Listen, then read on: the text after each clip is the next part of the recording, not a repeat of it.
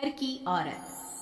कहते हैं ना, घर दीवारों से नहीं, उसके अंदर रहने वाले लोगों से बनता है। लेकिन क्या हो जब घर के लोग ऐसे हो? सारा दिन खाती रहती हो, सोती रहती हो, कोई काम नहीं है तुम्हारे पास। ऊपर से बहू के आ जाने के बाद तो तुम और निकम्मी हो गई। दिखावे के लिए हाथ में माला पकड़ ली है, बाकी कोई काम नहीं करती। अरे कैसी बात कर रहे हैं? अब तो बहू आ गई है, अब तो मेरी बेइज्जती करना बंद कर दीजिए। जैसे तैसे मेरी तो जिंदगी कट गई, गालियां खा खा कर। अरे उस बेचारी को तो छोड़ दीजिए।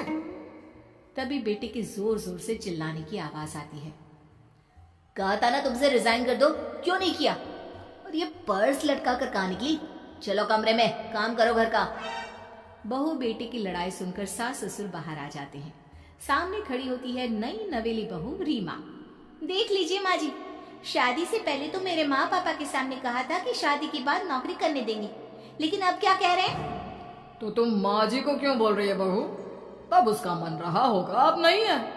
पर पिताजी, उसके मन से मेरा करियर तो नहीं चल सकता ना। ससुर को बहू की बात पर गुस्सा आ जाता है। वो बेटी की तरफ देखता है। पापा से जबान लड़ाती है, रुक। ये बोलकर वो पत्नी को खींचकर कमरे में ले जाता है और बंद कर देता है।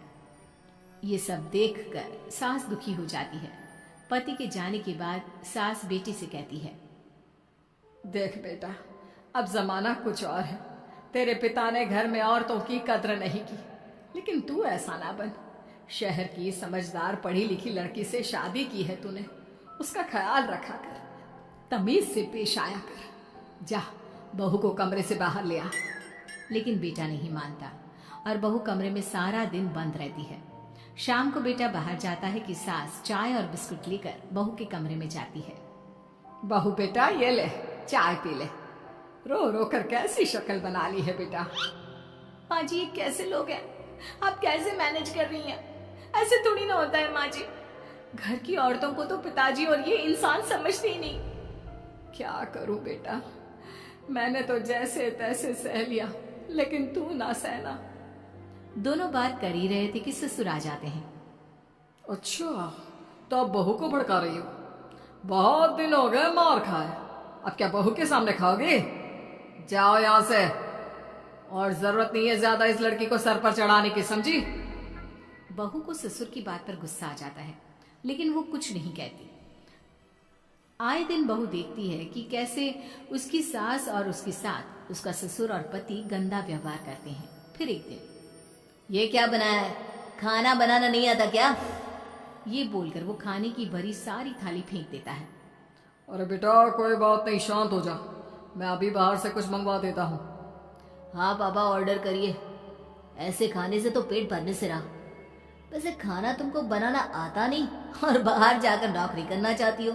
अरे तुम जैसे को तो पूछते भी नहीं है बाहर। बहू को पति की बात पर गुस्सा आता है, तभी सास बोल पड़ती है। तेरे से ज्यादा पढ़ी लिखी है, वो तो तूने इसे कहा था कि तू नौकरी करने देगा तो तुझसे शादी कर ली, वरना ना ही करवाते इसके माँ बाप तुझसे शादी इसकी। और कमाती भी ये तेरे जितना ही है बेटा। बहू हैरान रह जाती है कि जो सास खुद के लिए एक बार भी खड़ी नहीं हुई, वो उसके लिए बेटे को भी भला बुरा सुना रही है। उसकी नजर में सास की इज्जत और बढ़ जाती है। वो सास को देखकर ये सब सोच ही रही थी कि उसके कान में एक जोर से चांटे की आवाज आती है। किसको किसको मार पड़ी? वो देख ही रही होती है कि उसकी नजर जमीन पर बैठी सास पर पड़ती है। अभी तो धीरे से मारा, फिर जुबान खोली ना तो ऐसा मारूंगा कि कान के पर्दे फट जाएंगे। सास रो रही थी। बेटा और पति वहां से चले जाते हैं। पिताजी अच्छा किया माँ को जोर का चांटा लगाकर, आगे से जबान खोलने से पहले 4 बार सोचेंगी। बड़ी आई। दोनों हंसते हुए वहां से निकल जाते हैं। बहू सास को उठाती है और पानी देती है। मैंने ये दिन रोज देखे हैं बहू, लेकिन तू नहीं सहना। तू अपना जीवन अपने अनुसार जीना। शादी के वक्त मैंने तेरी माँ से बात करने की कोशिश की थी, उन्हें बताया था, लेकिन वो नहीं मानी। बहू सास को पकड़कर रोने लगती है। वो इसलिए नहीं मानी क्योंकि वो मेरी सगी माँ नहीं है।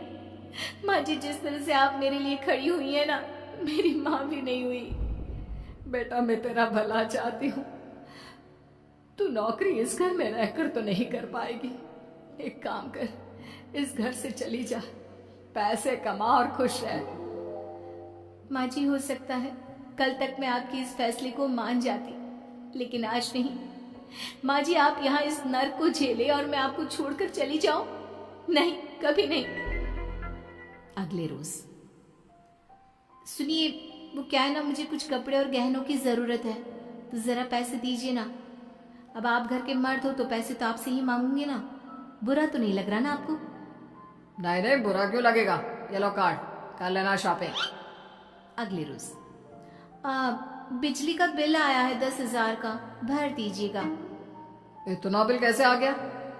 बेटा वो क्या है ना, सारा दिन बहू घर में रहती है तो कमरे में एसी और टीवी चलता रहता है। अब कम से कम बाहर जाए तो 4 पैसे कमा कर लाए। लेकिन हम लोगों को थोड़ी ना औरत की कमाई खानी है, वो तो मर्द ही करता है ना। पति पर्स देखता है और फिर हाँ माँ, ठीक बोल रही हो। खैर चलता हूँ, ऑफिस का वक्त हो गया है। पति ऑफिस से पिता को फोन करता है। पापा, घर के खर्चे तो बढ़ते ही जा रहे हैं, ऊपर से महंगाई आप देख रहे हैं। मैं सोच रहा हूँ क्यों ना मीना को नौकरी के लिए हाँ कर दूँ, 4 पैसे ही लाएगी ना घर में। वो तो तू ठीक बोल रहा है, लेकिन ये औरत की जात, कल को 4 पैसे कमाने लगे तो यह नहीं कि सर पर चढ़कर नाचे।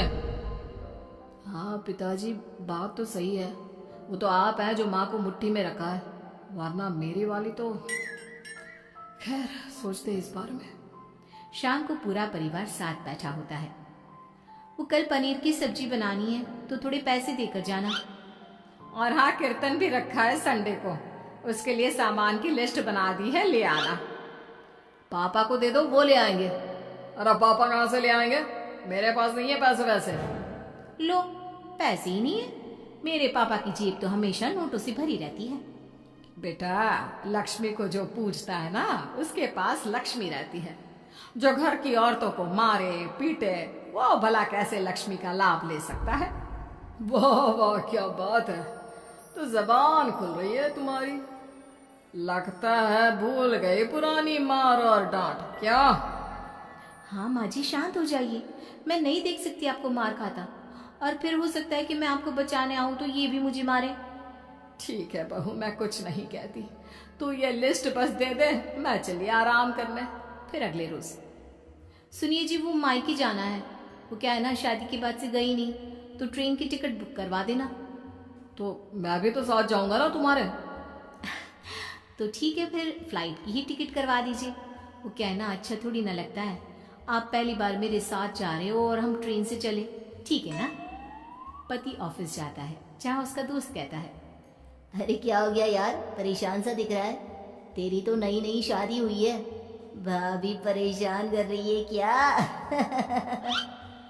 अरे नहीं यार, तू तो जानता है थोड़ी सी कमाई में घर चलाना मुश्किल हो रहा है। तू कैसे मैनेज करता है यार? कैसे क्या यार, तू जानता है ना मेरी बीवी रिया को, वो टीचर है, फिर घर में ट्यूशन करती है, साथ में बच्चे भी पढ़ लेते हैं। यार, घर नाम की गाड़ी दोनों पहियों के साथ चलने से ही चलती है। वो भी कमाती है और मैं भी, और चल रहा है घर बस। पति को दोस्त की बात समझ में आती है, लेकिन पिता का ज्ञान कैसे भूल सकता था।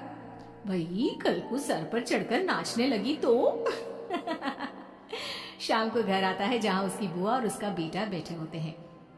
अरे आ गया लल्ला, कैसा थका थका सा लग रहा है, सब ठीक है ना?